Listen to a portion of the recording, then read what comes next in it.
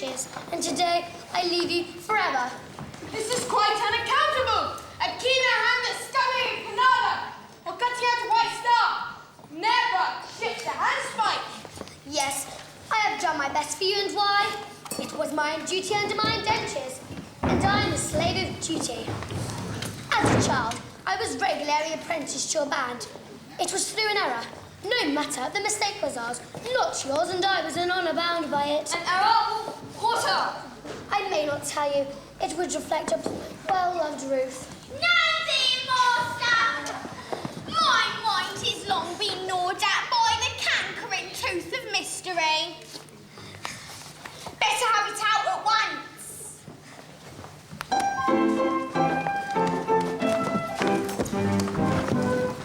When Frederick was a little lad, he proved so brave and daring.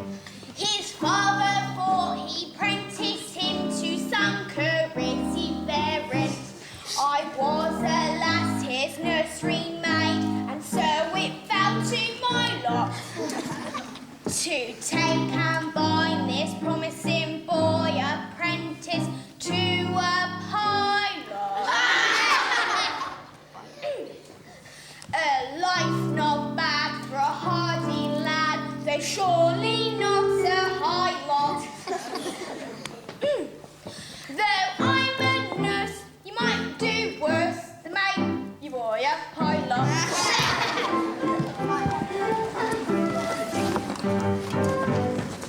I was a stupid nursery maid on breakers, always steering, and I did not catch the word of right through being hard of hearing. Mistaking my instructions, which within my brain did gyrate, I took and found this promising boy apprentice to a pirate. Hey! A sad mistake it was to make and doom him to a father. Hey! I bound him to the pirate instead to a pilot.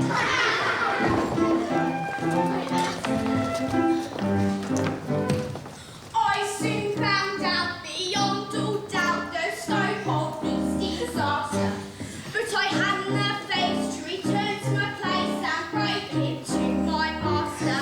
A nursery maid is not afraid of what you people call her, so I made up my mind to go as a kind of piratical maid of all work.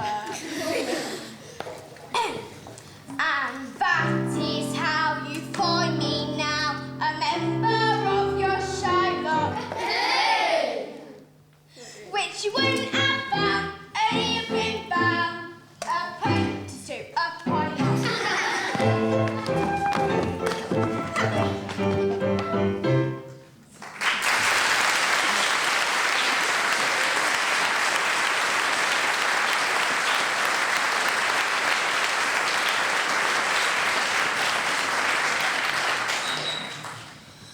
Pardon, Frederick, pardon. Right, sweet one, I have long pardoned you.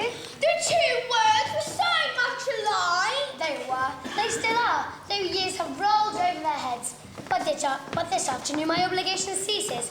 Individually, I love you all with affection unspeakable, but collectively, I look upon you with disgust that amounts to absolute detestation. Oh, pity me, my beloved friends, for such is my sense of duty, once that, out of my indentures, I shall feel myself bound to devote myself, heart and soul, to extermination.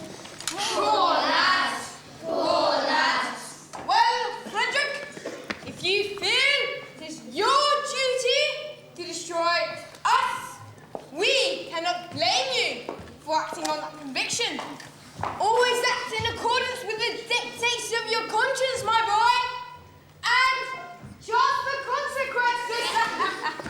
Besides, we can offer you but little temptation to remain with us. We don't seem to make price pay, I'm sure. I don't know why, but we don't. I know why, but alas, I mustn't tell you. It wouldn't be right. Why not, my boy? It's only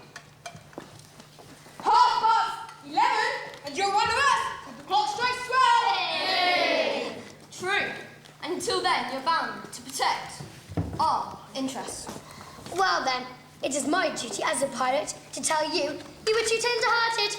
For instance, you make a point of never attacking a weaker party than yourselves, and when you attack a stronger party, you invariably get thrashed. There is some truth in that. Then again, you make a point of never molesting an orphan. Of course! We're orphans ourselves. I know what it is. Yes, but it has got about. And what is the consequence? Everyone we capture says he's an orphan. The last few ships we took proved to be manned entirely by orphans. And so we had to let them go. One would think that Great Britain's mercantile navy was recruited solely from our orphan asylums, which we know is not the case. But, hang it all, you wouldn't have us. Absolutely merciless. There's my difficulty. Until 12 o'clock I would. After 12, I wouldn't. Was ever a man placed in such a delicate situation? And Ruth, your own Ruth, whom you love so well, and who has won her middle-aged way into your boyish heart. What is to become of her? Oh, he will take you with him. Well, Ruth, I feel some difficulty about you. It is true that I admire you very much, but I've been constantly at sea since I was only 8 years old, and yours is the only woman's face I've seen since that time. I think it is a sweet face. It is! Oh, it is! Well, I think it is. That is my impression. But as I've never had an opportunity to comparing you with other women, it's just possible that I may be mistaken. True. What a terrible thing it would be if I were to marry this innocent person and then find out that she was on the whole plain. Ruth? No, Ruth is very... Well, Ruth is very well indeed. Yes, there are the remains of a fine woman about Ruth. Do you really think so? I do. Then I will not be so selfish as to take her from you. In justice to her and in consideration for you, I will leave her behind.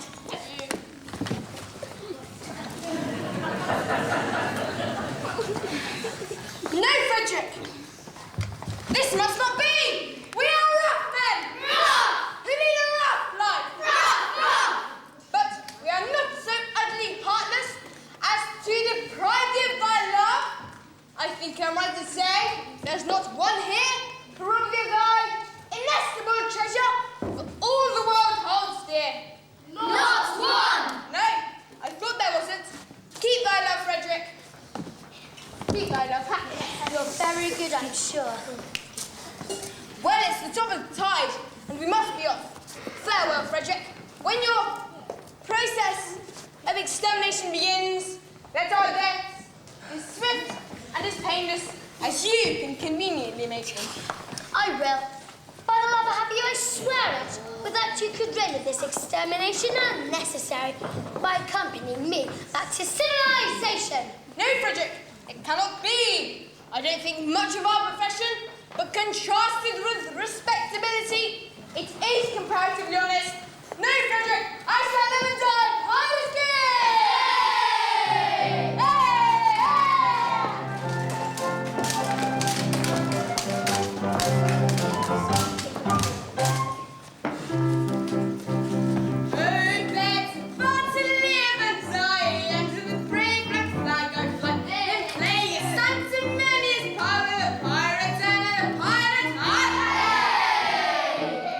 Away to the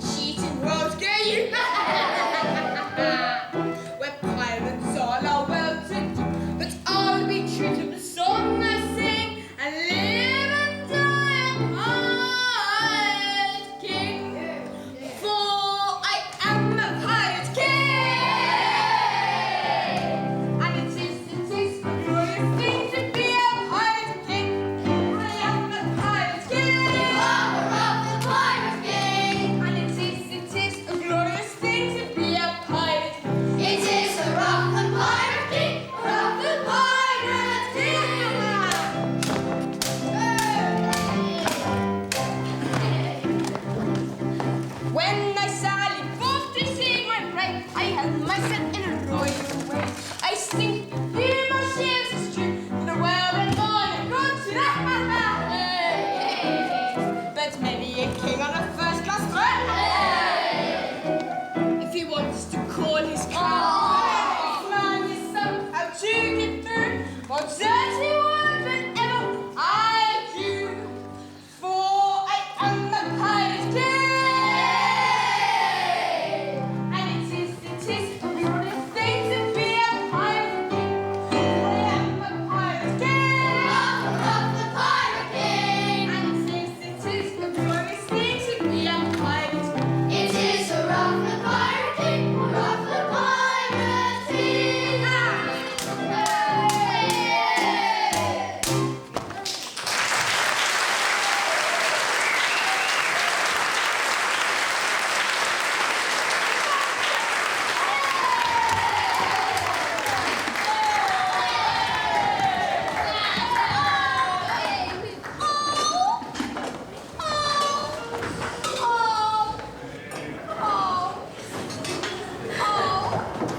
Oh, take me with you.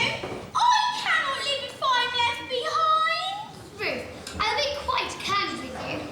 You're very dear to me, as you know, but I must be circumspect. You see, you're considerably older than I. A lad of 21 usually goes for a wife of 17. A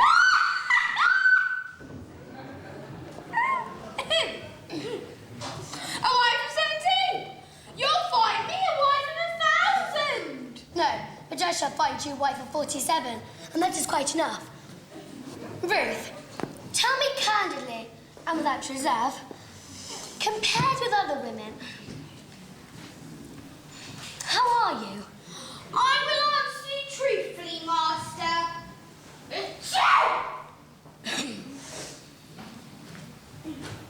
I have a slight cold, but otherwise I'm quite well. I'm sorry if you're cold, but I was referring to your personal appearance. Compared with other women, are you beautiful? Oh, I have been told so, dear master. Ah, but lately. Oh, no. Years and years ago. Well, what do you think of yourself as a woman? It is a delicate question to answer. But I think I'm a fine woman. That is your candid opinion? Well, yes, I would be deceiving you if I told you otherwise. Thank you, Ruth. I believe you. I wish you did the right thing. And if I say, if you really are a fine woman, your age shall be no stone to our union. Ha! Surely I hear voices. Who has ventured to approach your all but inaccessible land? Could you be Custom House? No, it does not sound like Custom House. Confusion! He's the voice of young girls. If he's deceiver, I am lost. But that's you beautiful maidens. Lost, lost, lost. How lovely! How surpassingly lovely is the plainest of them! What grace! What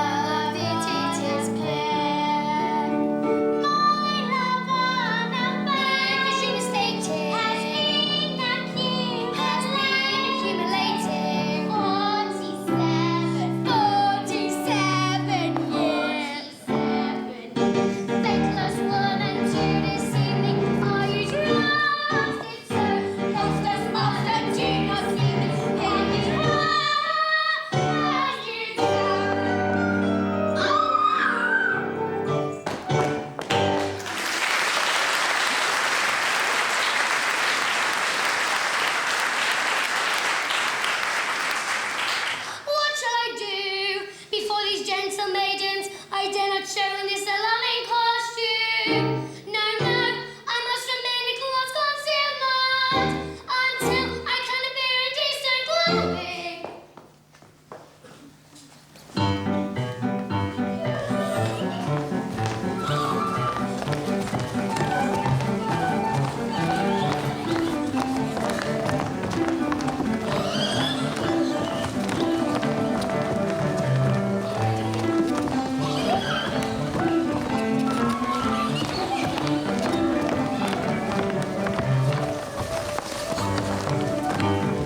Hanging near the Rocky Mountains, skipping rivulets and mountain, passing where the willows quiver, passing where the willows quiver by the ever-rolling river, swollen with the summer rain,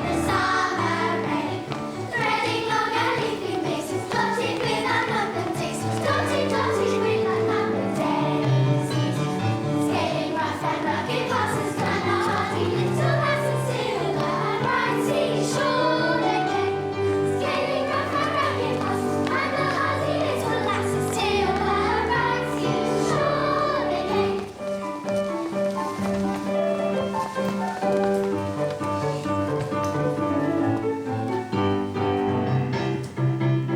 Let us gaily tread the measure, make the most of fleeting leisure. Hail it as a true ally, very perish by and by. Hail it as a true ally, very perish by and by.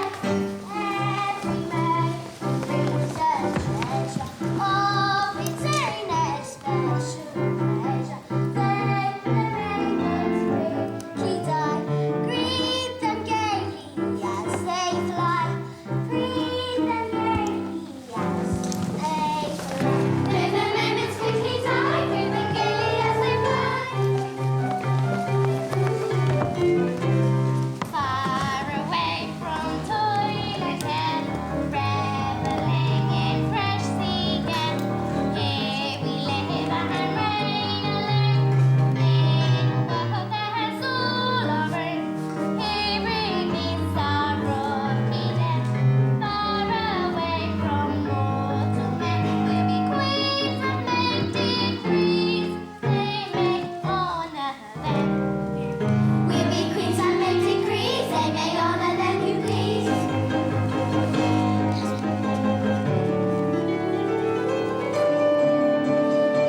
Let us gaily tread the measure, make the most of fleeting pleasure. Hail it as a true ally, though it perish by and by. Hail it as a true ally, though it perish by and by. Let us gaily tread the measure, make the most of fleeting pleasure. Hail it as a true ally, a true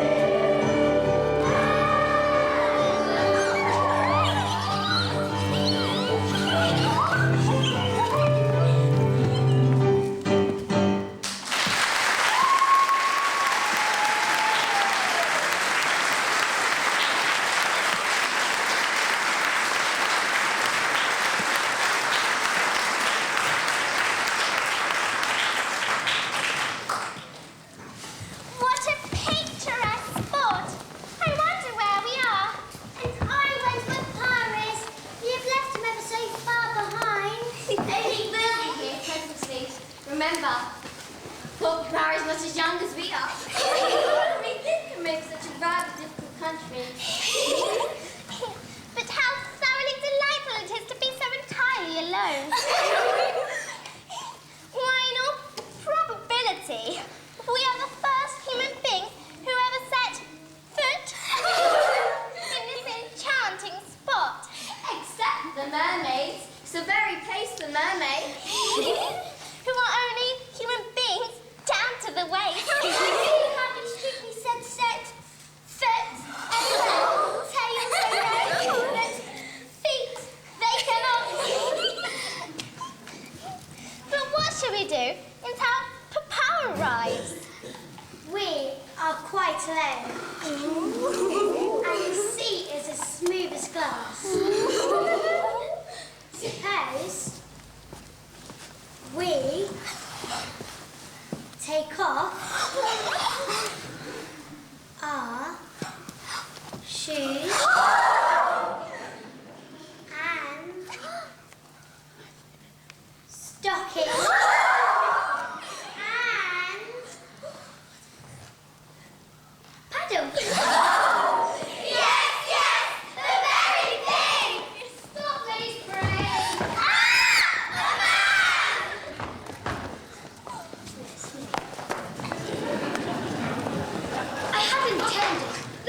tattooed myself in this affected but alarming costume.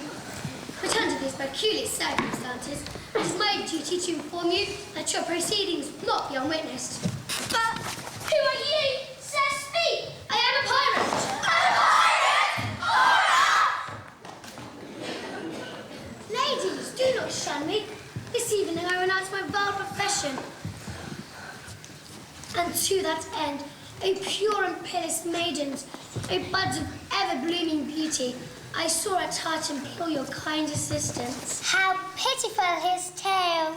How rare his beauty! How pitiful his tale! How rare his beauty!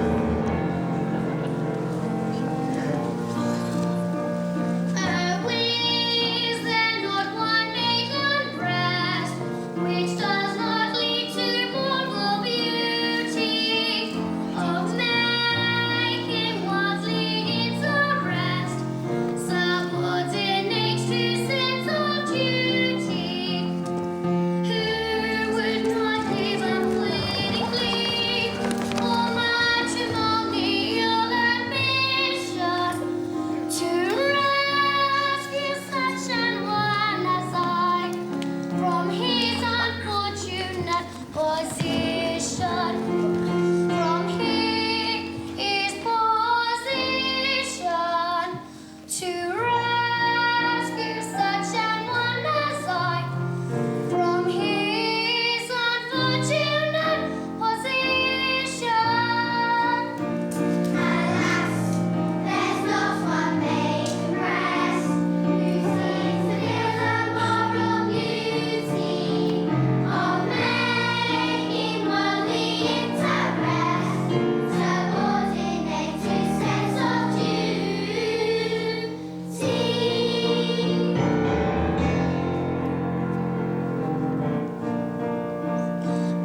Is there not one maiden here whose homely face and bad complexion have caused all hope to disappear of ever winning man's affection?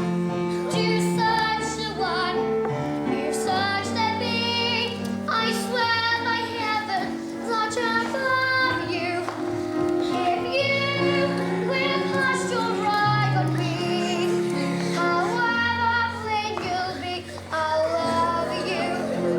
However plain you'll be, if you will cast your eye on me, however plain you'll be, I'll love you.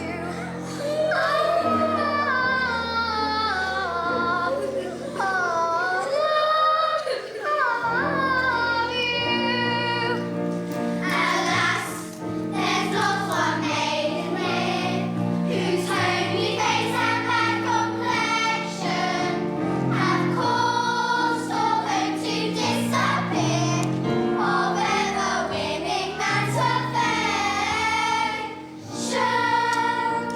Not one, No, not one. not one, No. yes, one. Tis able.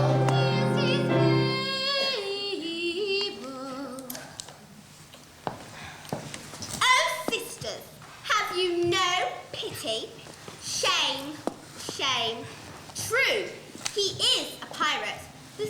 But is that enough reason to be deaf to his need for help? The question is, had he not been quite so handsome, would she be quite so willing to help? So willing!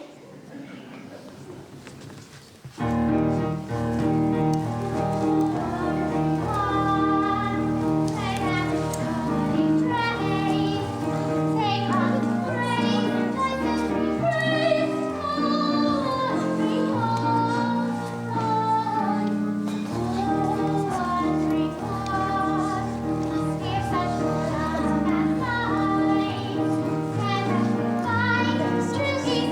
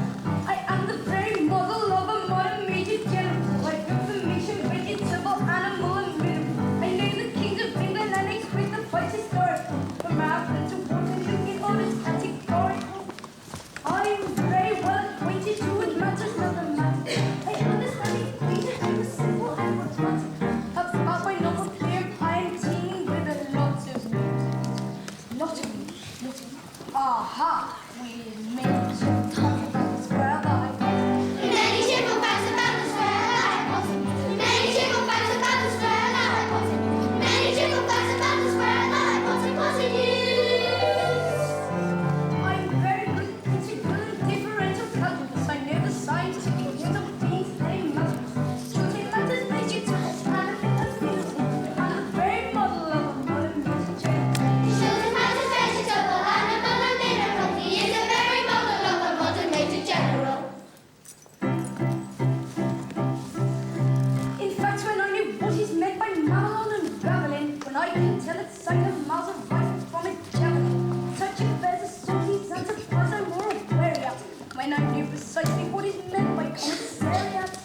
when I have heard what progress has been made in modern government, and I know more of Texas than a novice canary.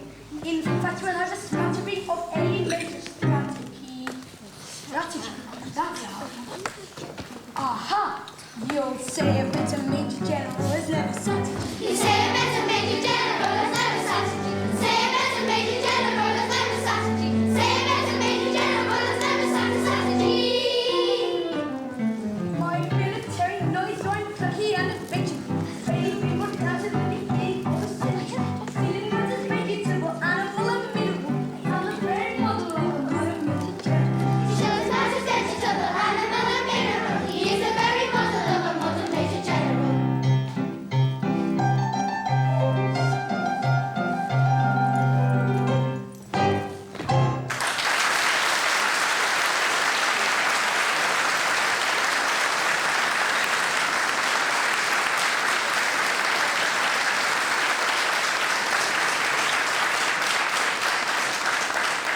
And now that I've introduced myself, I should like to have some idea of what is going on. Oh, Papa. Wait. Permit me. I say in 2 words. We propose to marry your daughter. Dear me. Against our wills, Papa. Against our wills. Oh, but you mustn't do that. May I ask? This is a picturesque uniform, so I'm not familiar with it. What are you? We are all single gentlemen. Oh, yes, I gathered that. Anything else? No, nothing else. Papa, don't believe them. They are pirates. The famous Pirates of Penzance. The Pirates of Penzance. I have often heard of them. All except this gentleman, who was a pirate once, but who was out of his indenture today, and who means to lead a blameless life evermore. But wait a bit. I object to pirates as sons-in-law. And we object to major generals as fathers-in-law. But we wave that point. We do not press it. We leave it over. Ha! An idea.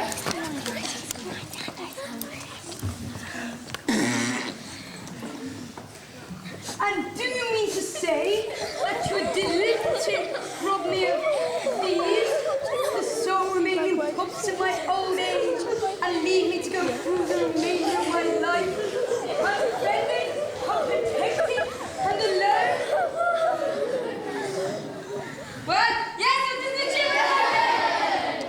Tell me, have you ever known what it is to be an orphan? Here we are again.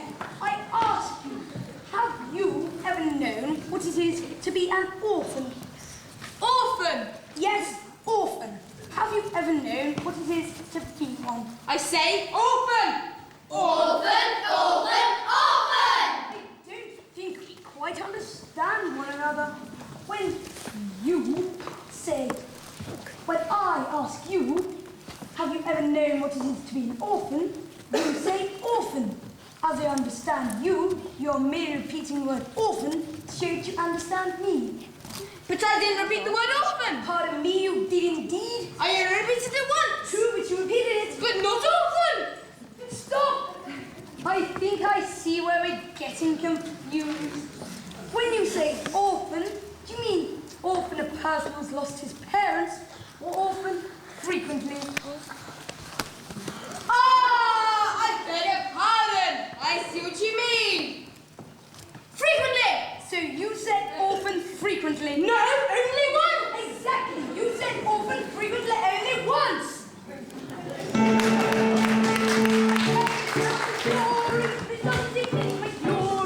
They would have taken my daughters with the fiery waters. It's an easy and elegant fiction to call it an innocent fiction. Not in the same as a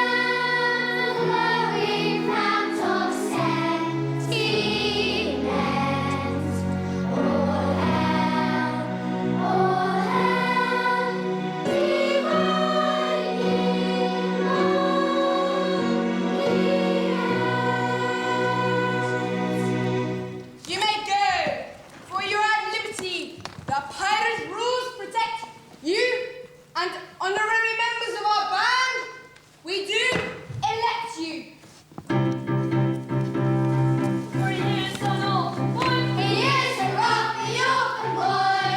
And it sometimes is a useful thing to be an orphan boy. It is a rough orphan boy, a rough orphan boy. A happy day with joyous glee, they will away and marry me. A happy day with joyous glee, they will away and marry me. Should it be for the spaciously, as sisters who would bridesmaids be? Should be full and spaciously, our sisters all were bridesmaids be. A happy day with joyous glee, they will away and marry me. Should it be full and spaciously, our sisters all were bridesmaids be.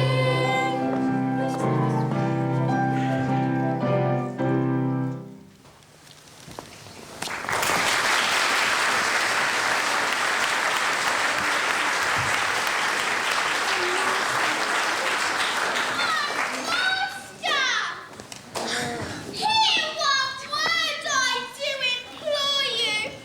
Remember Ruth, your Aunt Ruth who kneels before you. Yes, yes, remember Ruth who kneels before you. Away you did deceive me. Away you did deceive him. Away you grieve me. Away you grieve him. I do not leave. I do not leave her. I wish you leave me. We wish you leave him.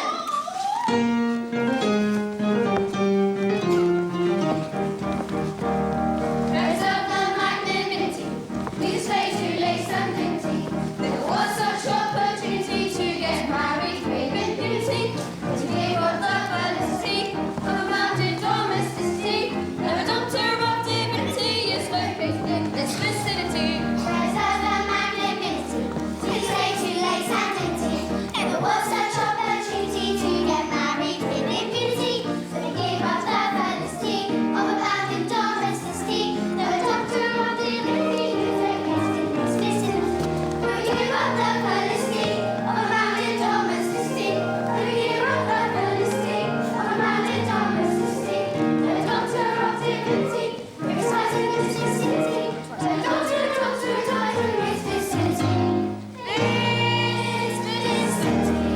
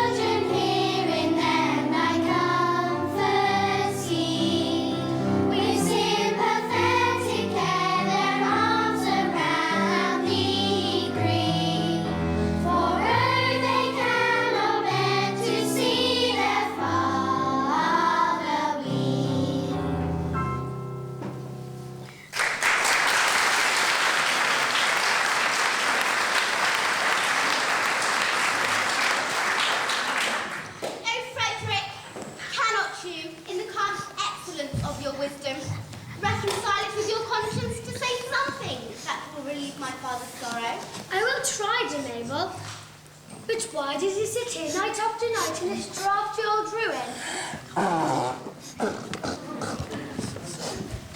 Why do I sit here? To escape from the pirates' clutches, I describe myself as an orphan. And heaven help me, I am no orphan.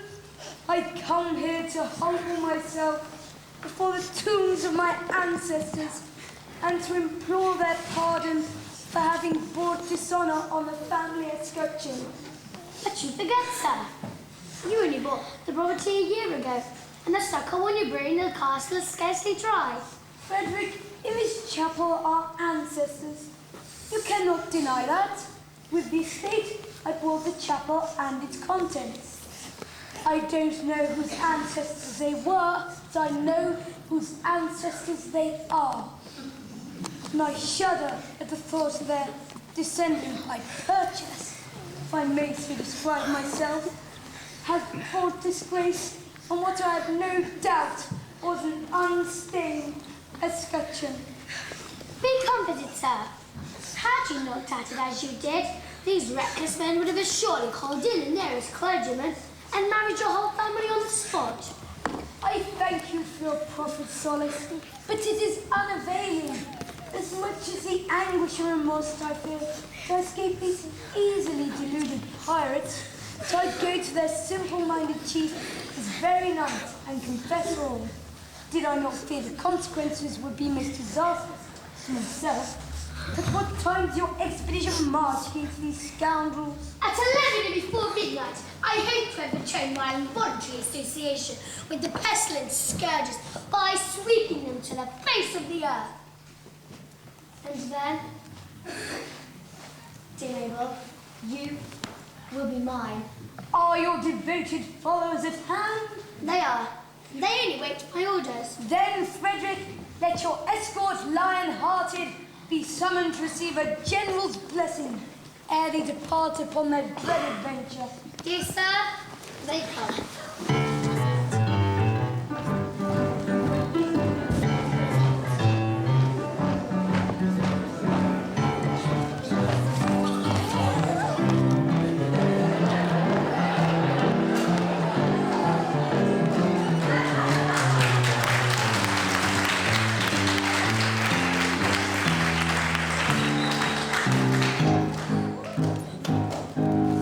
When the furnace seemed to rise to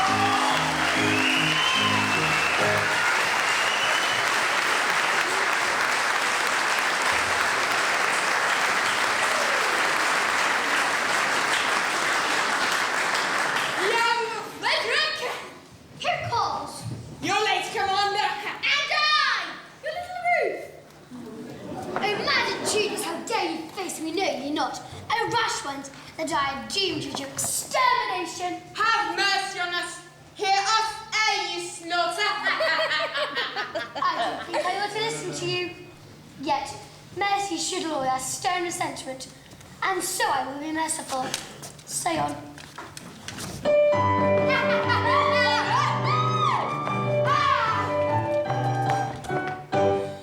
When you had left our pirate boat, we tried to raise our spirits faint according to our custom old with quips and quibbles quaint. But all in vain, the quips we heard, we lie and sobbed upon the rocks until to somebody occurred the startling paradox. The most ingenious paradox, with quips and quibbles heard in flocks, said none to beat this paradox. Ha! A paradox, a most ingenious paradox.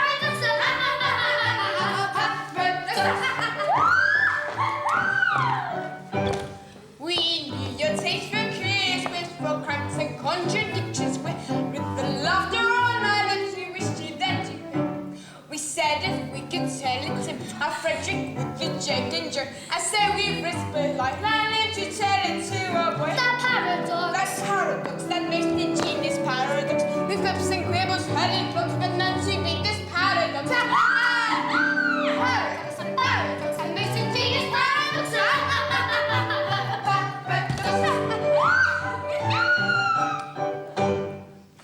For some ridiculous reason, in the beastly month of February, 28 days are usually enough. Except one, that every 4 years, there are 29 days. You are a victim of this clumsy arrangement, having been born on the 29th of February. Say again by similar arithmetic, yet going by birthdays, only 5 and a quarter.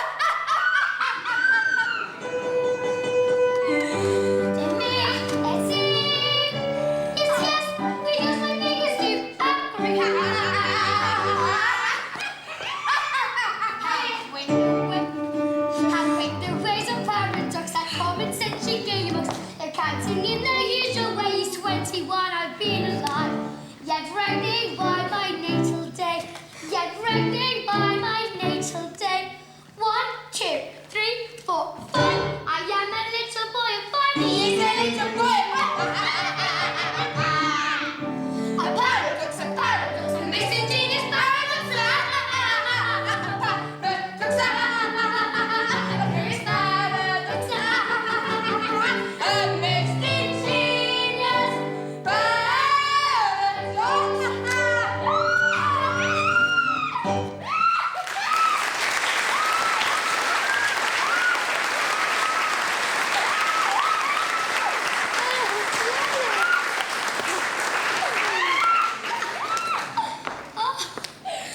Upon my word, this is most curious, most absurdly whimsical. 5 and a quarter?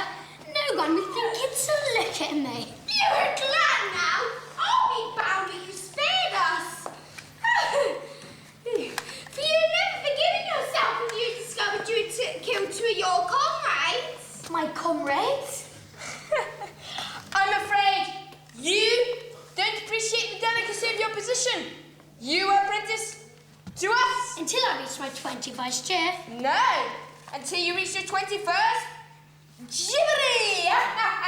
Jibbery!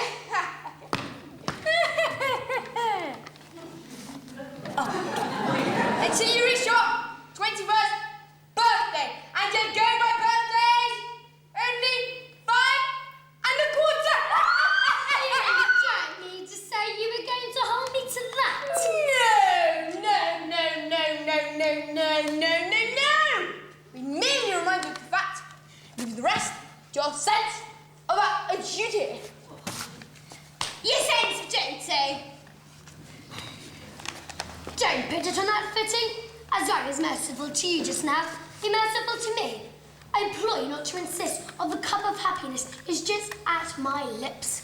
We insist on nothing. We content ourselves with pointing out to you your duty. Your duty.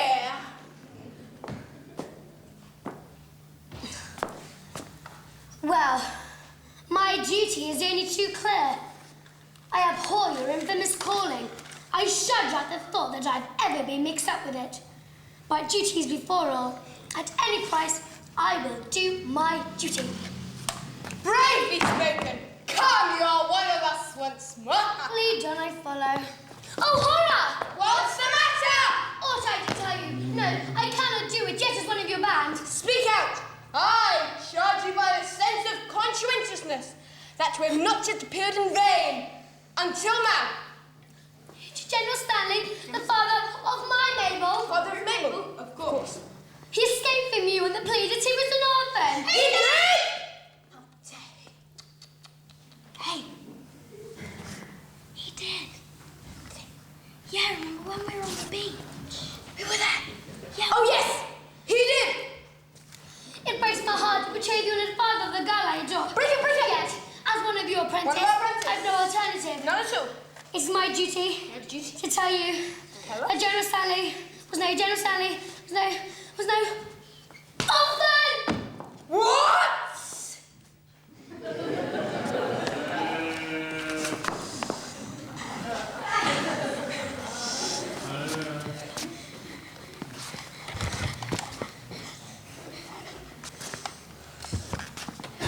When you say orphan, do you mean the person who has lost his parents or orphan frequently?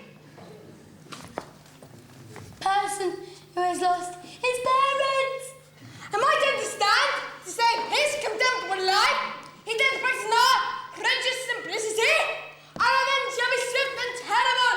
We shall collect our band and attack Tremodine Castle this very night. But stay! Not a word! He'll do the Away, away, my heart is fire. I burn this place to session to the pain. Every night, my vengeance fire. So that's something wrong. Away, away. Away, away, our eyes fire. I find my duty hard to do today. My heart is filled with anguish dire. It strikes me to the core. Away, away. With fast and falling chips and so bright. With vengeance how the heart so decides. The next step is something to his lies.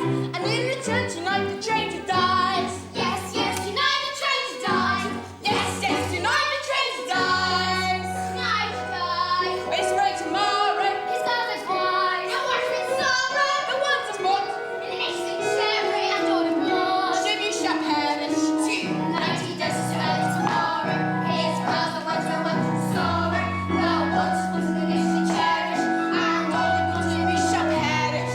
Away, away, away. Tonight the traitor dies. Away, away, tonight. Tonight, tonight. The traitor dies tonight.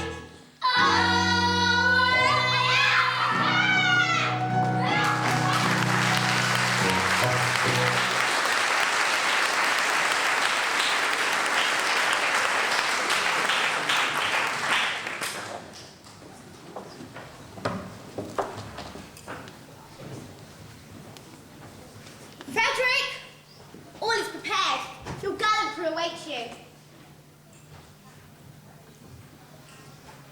My Frederick in tears. It cannot be that that lying heart quails at the coming conflict. No, Mabel, no. A terrible disclosure has just been made. Mabel, my dearly loved one, I was bound to serve the pirate captain until I reached my 120th birthday. But you are 21. No, I've just discovered that I was born in a leap year, and that birthday will not be reached by me until 1940. Oh, horrible! Catastrophe appalling! And so, farewell. No, no, Frederick, hear me!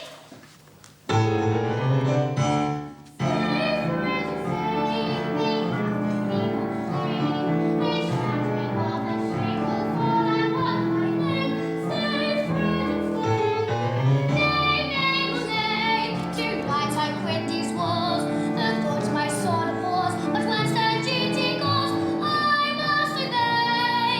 Say, Frederick, say, nay, Mabel, nay, I have no clue. My duty's named the fly.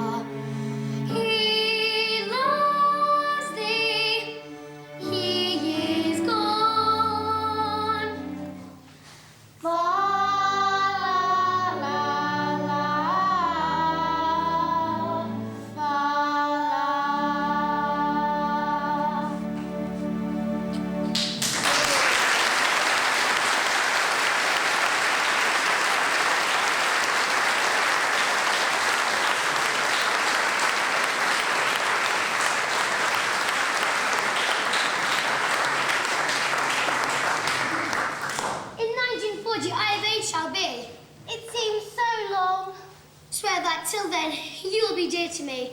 I will, by all the Stanleys, dead and gone. I swear it.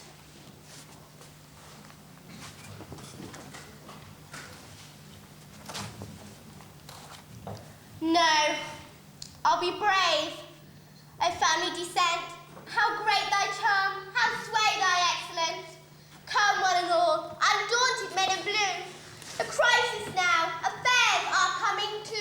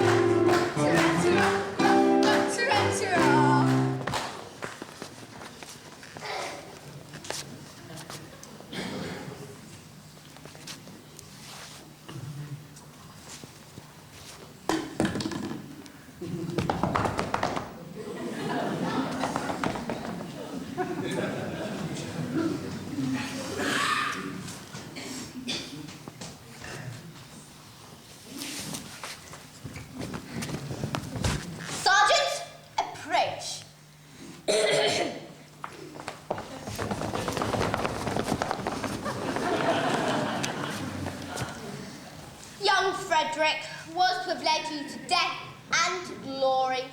That is not a pleasant way of putting it. No matter, he will not so use you, for he has allied himself once more with his old associates. He has acted shamefully. Speak falsely, you know nothing about it. He has acted nobly. He has acted nobly. Dearly as I loved him before, his heroic sacrifice to his sense of duty has endeared him to me tenfold. As if it was his duty to constitute himself my foe, it's likewise my duty to guard him in that light. He has done his duty. I will do mine. Go ye and do yours. Righto. Mrs. Perplexing. We cannot understand it at all. But still, as he's actuated by a sense of duty. That makes a difference, of course. At the same time, we repeat, we cannot understand it at all. No matter, our course is clear. We must do our best to capture these pirates alone. It is most distressing to us to be the agents whereby our erring fellow creatures deprived of our liberty which so dear to us all. But we should have thought about before we joined before. We should. It's too late now. Yes.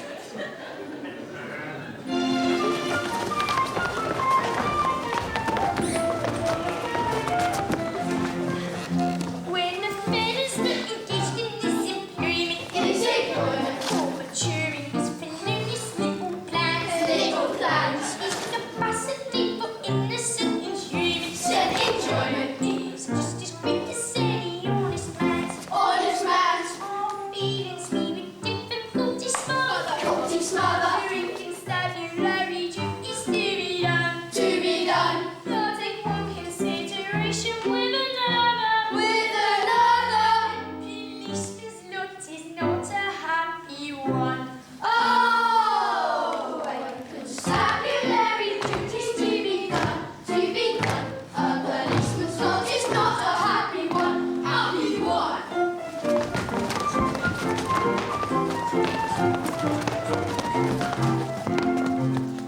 When we enterprising fellows Not that vermin, took away fighting crime, he loves to have a little brook.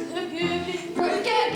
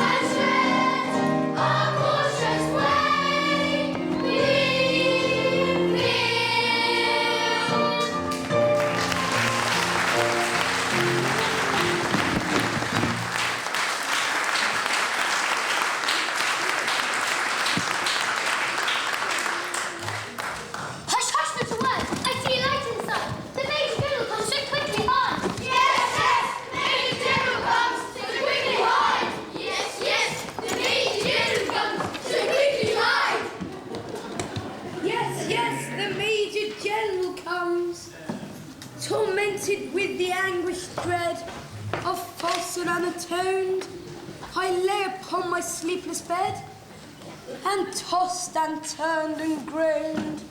The man who finds his conscience ache no peace at all enjoys, and as I lay in bed awake, I thought I heard a noise. He thought he heard a noise. No, all is still. In dale on hill, my mind is set at ease. So still the scene, it must have been the sign of the breeze.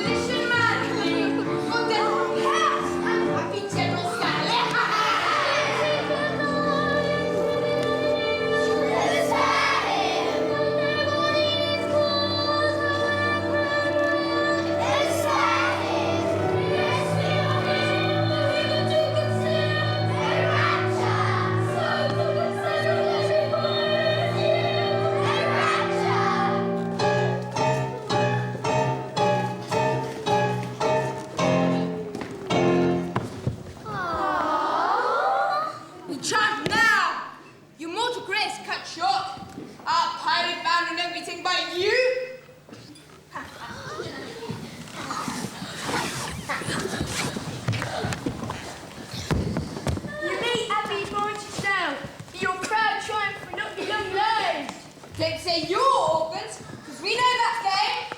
No, we have a stronger claim than you.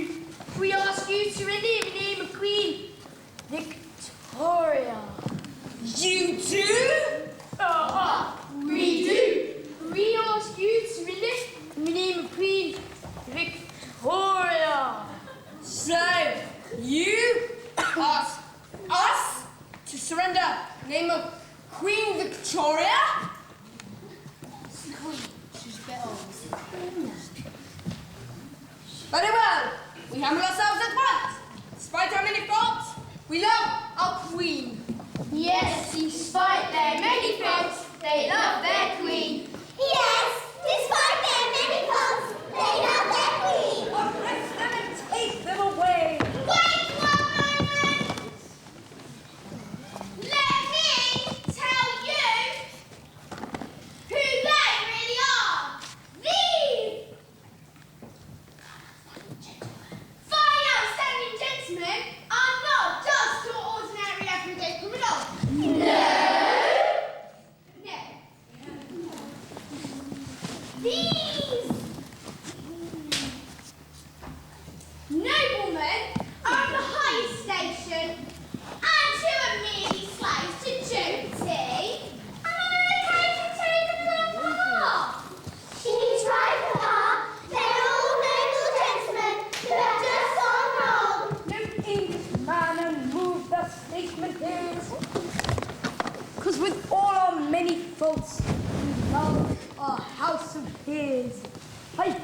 you pardon me, expired king? Peers will be peers, and youth will have its fling. Resume your ranks and legislative duties, and take my daughters, all of whom are being useless.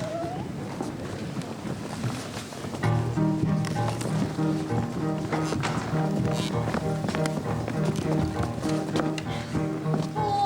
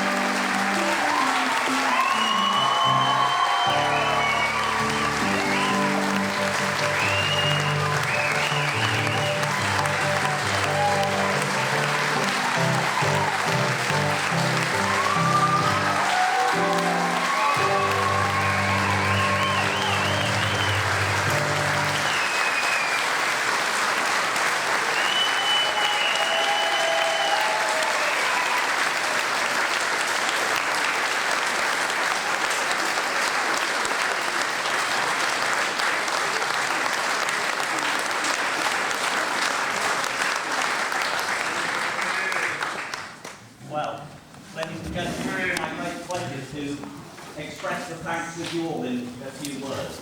Let's get this in perspective, can we? Not one of the people on this stage is more than 11 years old.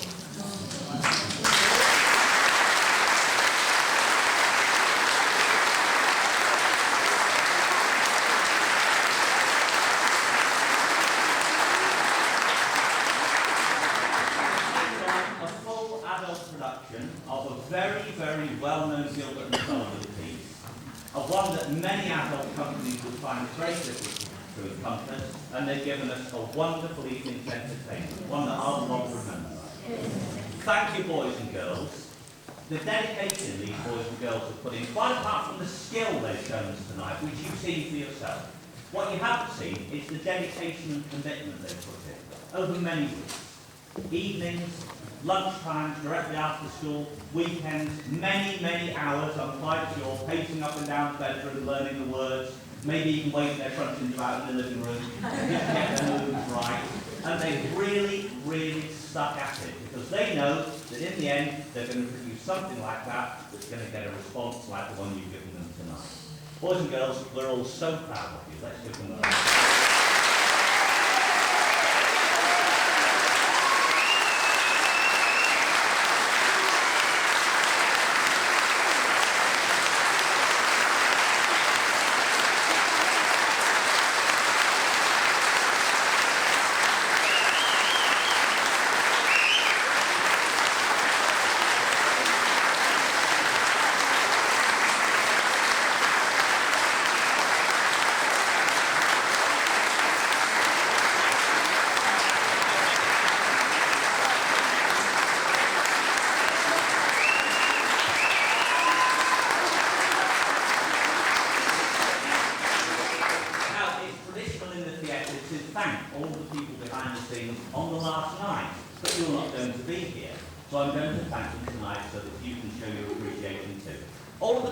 Backstage, please. Come and show yourselves. He's over there. Yeah. All the people who are hiding over there. Come on there.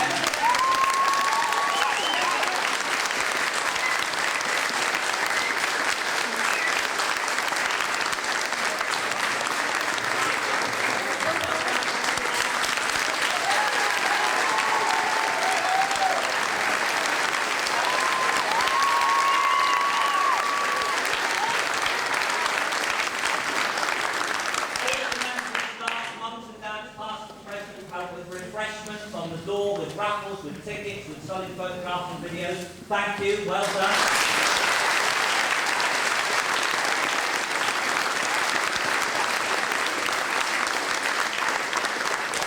Of course, no would be without our splendid musicians. Stand up, please.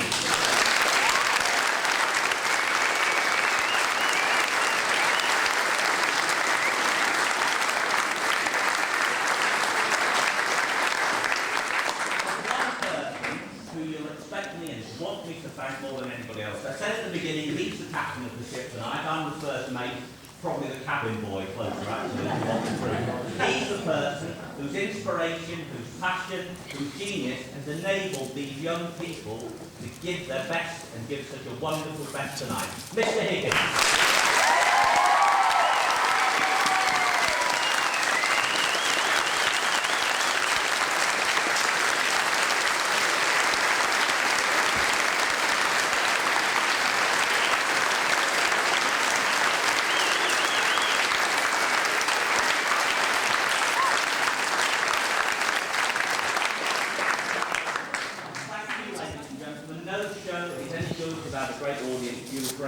Thanks for coming. Let's give these wonderful boys and girls one last clap.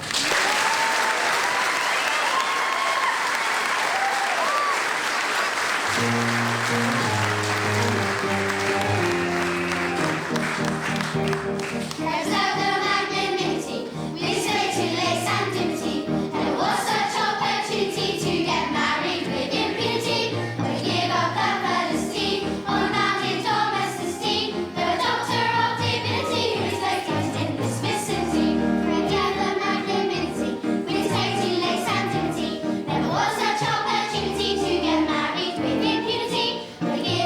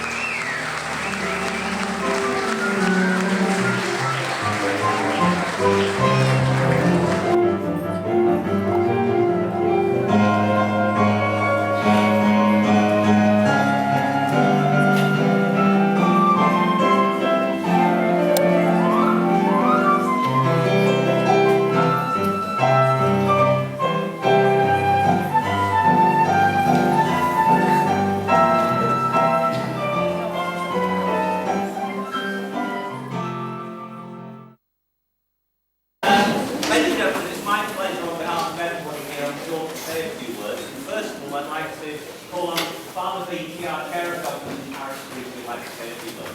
Father Beatty.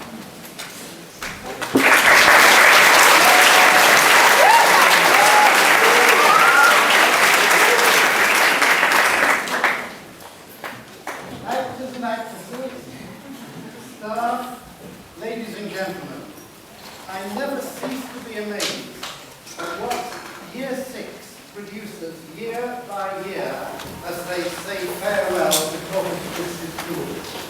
And I think every year that can never be better. And every year I have to amend what I think. Because I think your presentation this evening has been quite outstanding. And on behalf of everybody who's seen you and knows how hard you've worked over the last few weeks, to you, on our behalf, a very big thank you for giving us such wonderful entertainment.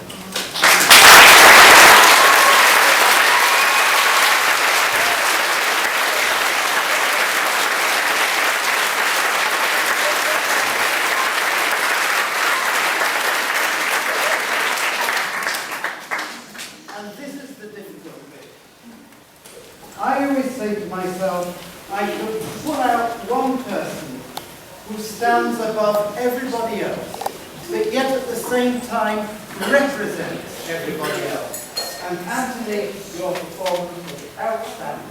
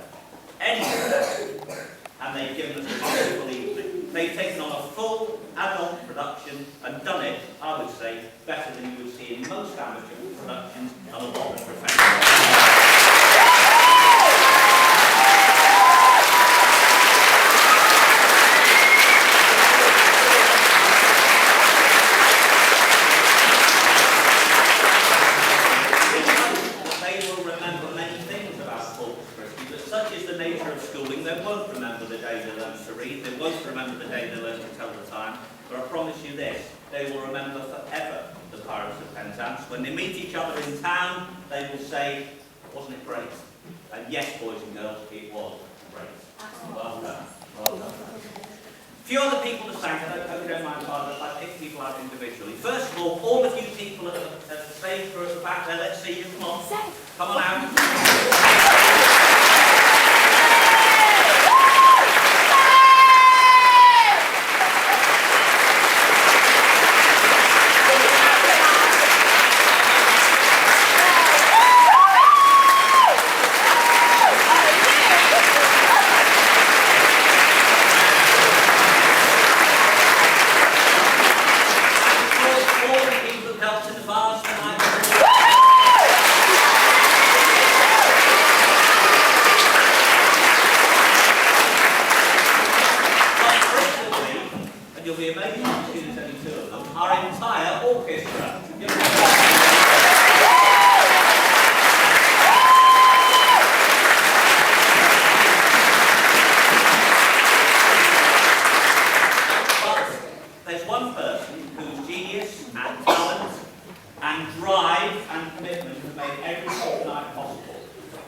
Come and join us, please, Zachary Higgins.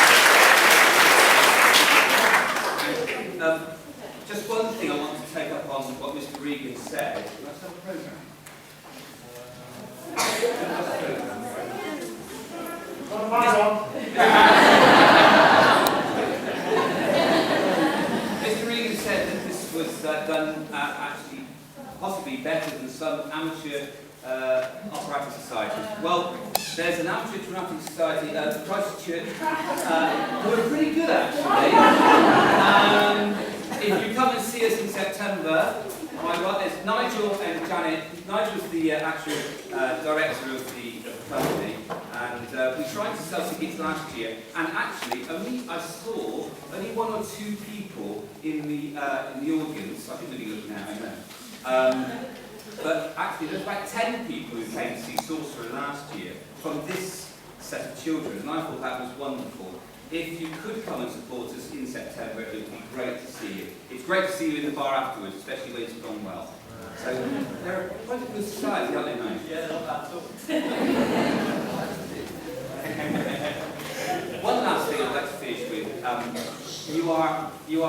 You should be very proud of the children tonight, your children here tonight. I am very proud of them for what they've done. But I have to say, we've had a wonderful summer term.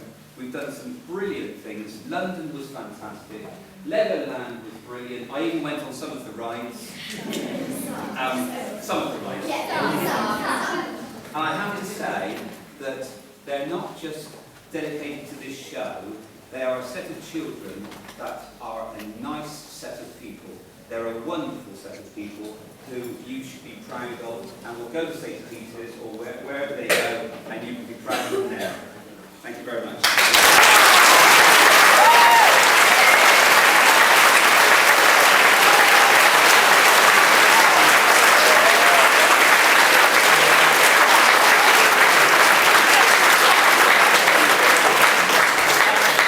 There's another point to this. Your generosity in turning up and contributing to the raffle and the bar, we're able to share a huge percentage of our takings with good local causes. And the cause that we're looking to help this year is Beaucroft. And Diane Jim there, you're going to come forward from Beaucroft Autism Unit, and we've got a presentation for you with Gregory, the Pirate King, who really has got a heart of gold, if truth be told, is going to tell you all about it.